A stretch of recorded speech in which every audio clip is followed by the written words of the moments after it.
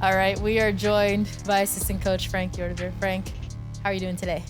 I'm good. Good? Running a tight schedule, but so I'm right off the pitch. I just managed to grab a peanut butter thing that's a little stuck in my teeth still, and a glass of water. But no, I'm good. Thank you. No one judge Frank if you're watching the video. No, sorry. That camera, sorry.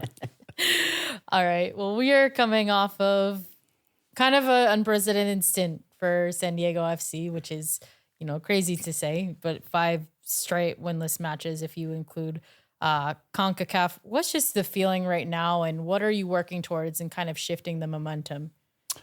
Yeah, so obviously it's a case of managing the emotions that we know is tied to the game and tied to defeats, and try to stay as consistent as we can be in what we do. We're strong believers in that we don't have to do extraordinary things all of a sudden. It's about being very consistent in what we believe in and how we normally prepare. So managing the emotions for the players and for us as a group within tough times, and then basically just staying consistent and being very good at the stuff that we believe we are very good at or should be very good at, and try to keep that going. Paint some pictures for the guys about the basics and what we also do well.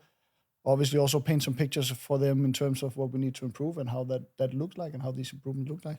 So staying as steady as we possibly can and trying to focus on the daily work. Yeah, I mean, we talk so much with San Diego about their game model, their game style, right? And something I noticed, I was at the game, and something I noticed was obviously there's 4 fairly new players, integrated in the starting lineup, 4 out of 10 field players. And so could you just touch on a little bit about, obviously the style of play is such an integral part, but also how important like the team chemistry and guys that kind of have been, through it for 6 months or a year, and how much that dynamic changes now when you have 4 new players on the pitch? Yeah, so I think that's a case of creating good habits. So what do people do when they get stressed or frustrated or put in a setting where all of a sudden everything is a little bit more on the line? Is that we rely on our habits. We fall back to things that we might not be as aware of. And it's the same when we play a football game. So obviously the more new you are, or the less experience you have with the style of play or with our situations that we create, the easier it is for you to fall into habits that might not be within the style of play and within the framework. And the more time you spend with it, the more time you spend within the style of play, the more these habits will be ingrained within you and will become something that you don't need to spend as much energy in preserving and keep doing as you will have to do when you're new. So it's a classical thing of integrating players and trying to get them to a position where they can play with the level that they need to be able to do it within our style of play as fast as possible. And because of some circumstances, some have been put in those positions earlier, which is just the situation we're in. But that's the whole the case for those things. The more you train, the more we can create conditions for you in training where you feel stressed, you feel under pressure, you feel in a competitive mode where things are on the line, but you still have to follow our principle. You still have to stay within the group. You still have to be connected with your teammates. All these things is what we're trying to accelerate always, of course. But that's being put on the line when you go in these situations with new players and then in tougher moments. Which is also very interesting. So when things go wrong, you hope that their habits are habits of the style of play, right? 100% habits of style of play, but also habits from a cultural perspective, from a teammate, interacting perspective. Basic chemistry. Absolutely. And the more time the 3 of us spend in this studio, the better this conversation will probably go, the more it will flow, the more natural it will feel for all 3 of us, which is the same as if we were put on a football pitch. the thing is, in a football pitch and in a stadium, everything just gets a little bit more Environment changes. tense, Yeah. and everyone is looking at you, and everything feels more important and more on the line, right? Yeah. And that's where it gets interesting. And we heard a little bit the direct comments post match, just talking about reflections of the game from the team, from Mikey, and obviously there's a lot of talk about the red cards and the situation the team is, and we'll touch on that in a little bit. But having a little bit more time to sit with kind of that film and reflect on that, what are some of the things that you've picked up specifically from that Minnesota match that one, you can look at towards building towards more positive toward the future, but then also reflections for immediate things that you want to change as a team? yeah, so we quite liked the beginning of the game, actually. We felt we started well. We felt like we looked like our normal selves in the good times, in the good periods. And the first goal we score is a good example. Like, it's a longer sequence where what we say is we travel together. So we move as one group, one unit. We're in the different phases. We lose the ball a few times, but because of our positioning, we win it back in good circumstances.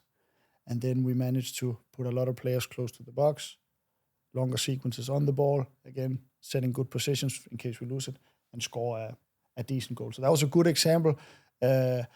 And then we start to lose more and more of that as the half progresses. Maybe it's linked to some of the things that we just spoke about. You get more tired.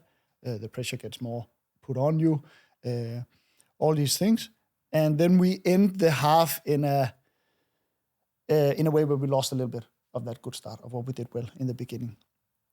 And then obviously there's halftime, and then we make a plan, and then we get a red card, which we are collecting at the moment, and then obviously it changes, even though we have trained a lot on playing one man down lately. So it's not the ideal situation, of course, but we actually thought we managed in an okay way. We put ourselves in a position where we could still get back in the game. Offensively and defensively, we were okay within that situation. But we didn't manage to really put them under pressure and do enough to really push you in where we were like, okay, now the goal is coming. So obviously we want more out of that phase, obviously under difficult circumstances, but that was, again, the hand we were dealt. So happy with the start, not so happy with how the first half ended. It got a little too much out of our control, and we got a little too far away from what we did well in the beginning. And then all okay with the second half, but of course it doesn't mean anything when you don't get the goal. At least from a results perspective, doesn't mean anything, but there's plenty of things that we could use within that half also. Was there anything that Minnesota did that surprised you going into the game? I mean, obviously they're much different than last season, right? They mixed it up, when to press, when not to. Was there anything that you guys didn't expect that they did? We expected them potentially to be a little bit more clear in a low block once we beat that initial pressure, where they were actually more in a mid block, which I think we took good advantage of in the beginning, because then we had space both behind them and in between the lines, which then pushed them more low. But it happened more from us utilizing that space. So we had actually expected them to maybe be a little bit lower from the beginning. Yeah. Is there anything maybe positive to take away from some of the adjustments made when you go down to 10 men and play basically 45 minutes with less on the field and not conceding a goal in that time frame, even though you don't get the result? But looking at your group and the way you adjust to those moments, what can you take away from that? There's plenty of positives, but of course now with the amount of red cards, we are also in a situation where we're not surprised to see the group respond well, because I think at the very least they've done that in multiple occasions. So I think you cannot claim that the group gives up. You cannot claim that the group just wants to get the game over with. There were also moments where we had 2 red cards and we kept pushing.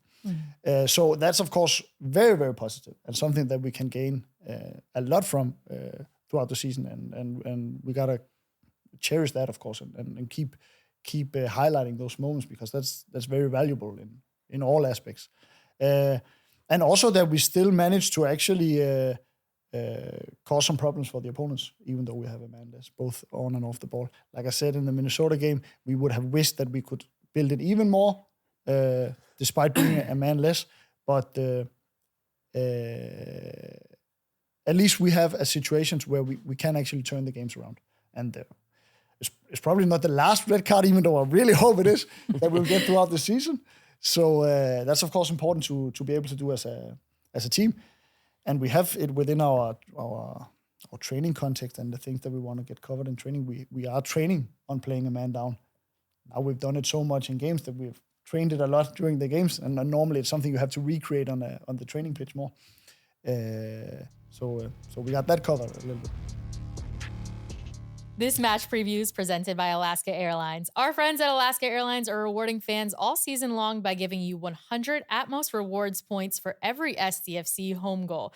Registration resets for 2026, so be sure to sign up again at atmosrewards.com/SDFC. We'll be flying to Hawaii in no time with the amount of goals that SDFC scores at home. I'll tell you that much. Ain't that the truth? This year we're on fire, so let's do this. As the official specialty insurance partner of San Diego FC, Palomar offers standalone earthquake insurance that protects property and peace of mind. It's crucial to be prepared. Visit plmr.com or contact your insurance agent for a quote. Palomar, reimagining specialty insurance with innovative, creative solutions. This week on Celeb News, Hollywood's newest posse. It's DirecTV's Genre Packs. Curated collections of your favorite channels and streaming apps together. Check out The Bad Boy, My Sports, The Heartthrob, Mi Español, and The Hot One, My Entertainment, with Disney Plus, Hulu, and HBO Max included. Starting at just $34.99 a month. It's DirecTV like you've never seen it. New residential customers. Auto renews monthly. Cancel anytime. Apps vary by pack. Prices may vary through third parties. Credit card and restrictions apply. 18 plus. See details at directv.com/genrepacks. So there's 6 red cards in the last 6 games. I think a lot of people have stated that. But for the context, that I think is also important, 3 of those came in the 2-leg series versus Toluca. So if you're just looking at MLS play, obviously it's just 3, which is still a lot, but not even the top of the league currently. There's teams, one Houston, which we'll face soon, sitting at 4.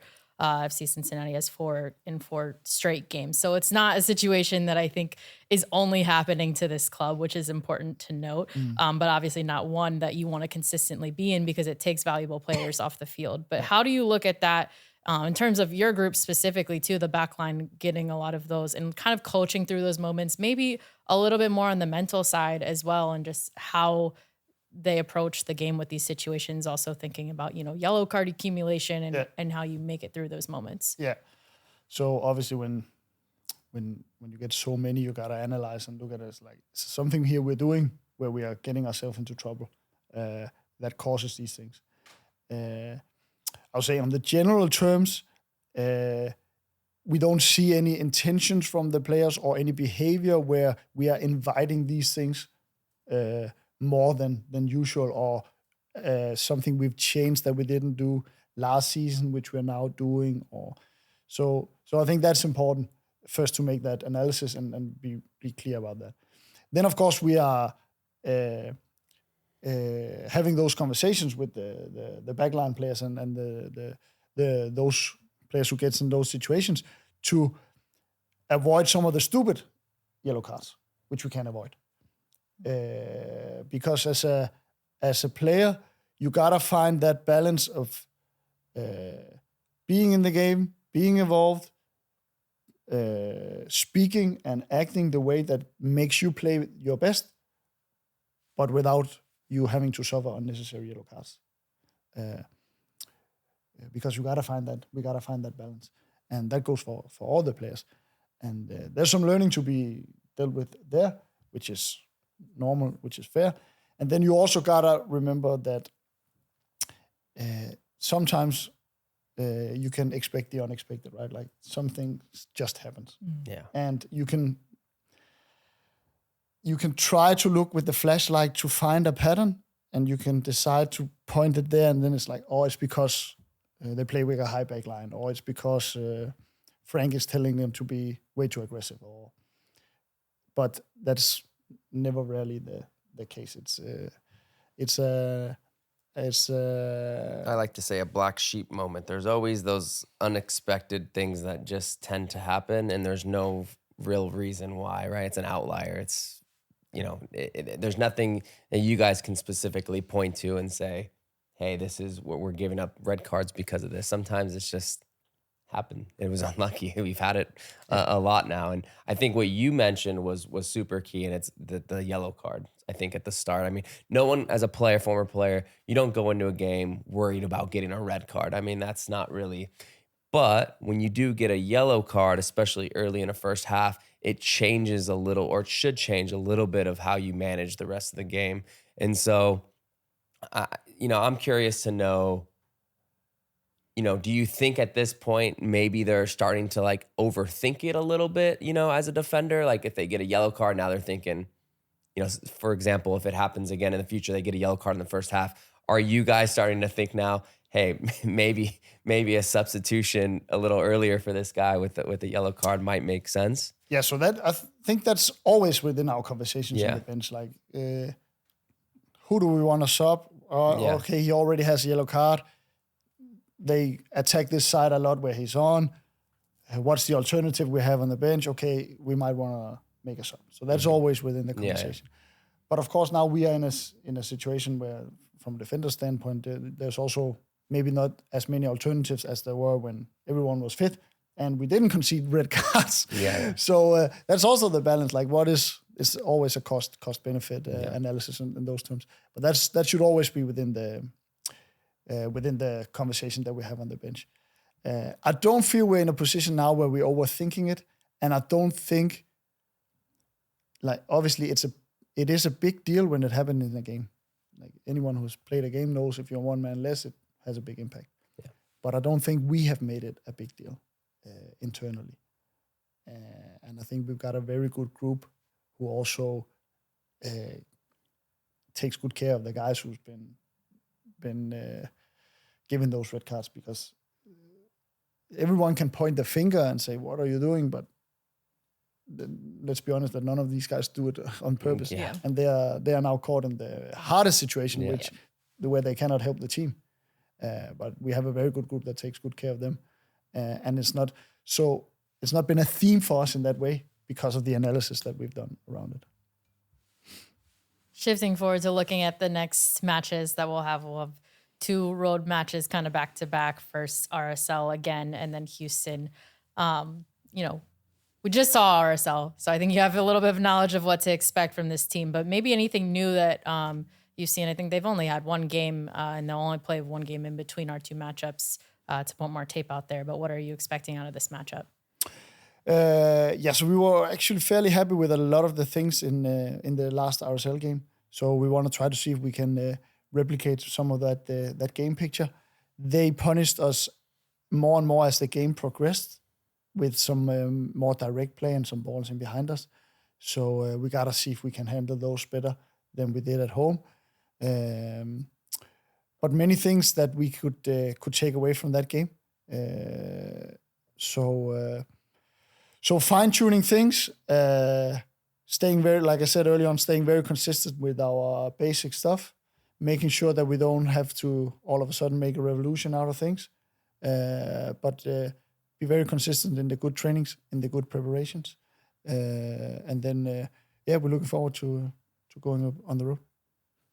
Yeah, against 2 teams, I guess RSL and Houston both split the performances against and won the road matches, which is not usual, but usual for this team kind of being road warriors. So Houston, another team that's dealing with kind of the red card situation. They're actually leading the league with 4 of them right now.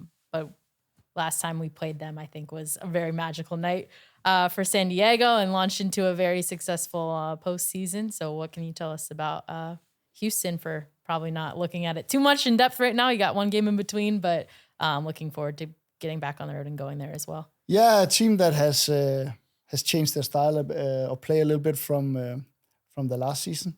So we can't use that too much from the last experience we had with them, because there's been a bit of a change. But we have good memories from there, that's for sure. And we have Franco Negri in their team, so I really look forward to seeing him again. I know a lot of the guys will look forward to that. He was a big part of our first season, and a great guy who was excellent in just being around this teammate and the group, and it was so fun to work with him. So we also look forward to seeing him again. Awesome. Yeah, I mean, just something that pops in my head, and going on this little, you can say, hiccup in the season. I think we had a similar one last season. It might have been around this time or maybe slightly after, but something to keep in mind, which I've always felt like, as a fan, when you're watching, you're always the best or you're always like the worst, right? And I think when you're in a professional locker room, I think things are always so much more in the middle than I think the fans understand. And so even when things are going amazing, you're still working hard and you're knowing what you have to improve. And then even moments like this where maybe the fans feel like the world's ending, it's like, not every fan, obviously, but there's some fans out there. It's like, this is just one moment, right? And then, we win 2 games and suddenly we're the best team in the world again. So you have to put things in perspective a little bit. And I think you guys have touched on over the course of us speaking to you and to Kelvin and stuff over the course of the last, year or so, is you guys like to keep it, very, very level. The lows aren't too low and the highs aren't too high, and you just got to keep plugging away. And that's how we got out of it, I think, last season. And I think last season, you could argue, was even a tougher moment because it was a brand new team and you didn't really know how they would respond. But I think this year we've proven that, we're gonna come out of it and we're gonna start getting better results in the near future, and we'll go from there. Yeah, I think it's I think it's quite precisely around the same time last season where we had some difficult games results wise. And the way we try to look at it is, we've also told this story to the players. We have this story about the Chinese farmer. Yeah. Where, long story short, makes everything. I long know story it, short, yeah. Right? A Chinese farmer and his son, they obviously have a farm. All of a sudden, they have a horse. That horse runs away, and the whole village comes to the Chinese farmer and says, like, "Oh, so sad that the horses ran away, and now you cannot keep your farm going the way it should be." And he's like, "Yeah, maybe." And then the next day, the horse comes back with 7 more horses that they can now utilize within the farm. And then the story continues. But the main point is, of course, that right now it might feel that we're in a tough moment, but it's also an opportunity. And if we use it in the right way, we might actually be in a better moment at the end of the season. So there's just a good way of thinking about the toughest moments, but also the highs, where you think everything is perfect. Maybe. So we try to utilize that story a lot and keep that as our mindset for daily work. So we can stay as consistent as possible. It's a good way to test the resilience of this team too. Yep. One more for you before we get you out of here. We did just hit the 100-goal mark across all competitions, and I think if you look at that and you reflect on, just the short period of time that this team has been together, to hit a milestone like that, I mean, probably not one you celebrate too big with a not positive result, but what does that mean to this team to be able to, kind of get to that mark together? Yeah, I did not know that. 100 goals. 100 goals in what, 50? In 52 games. 52 yeah, games. Almost goal. Almost 2 games. Okay. Yeah. Okay. Nice. No, that's great. That's top. Hopefully there's 100 more to come, and hopefully we will soon hit 100 clean sheets also. But nice. I didn't know that. Awesome. Well, thank you so much again for the time. We always appreciate it. Thanks, Frank. Always. Thank you guys.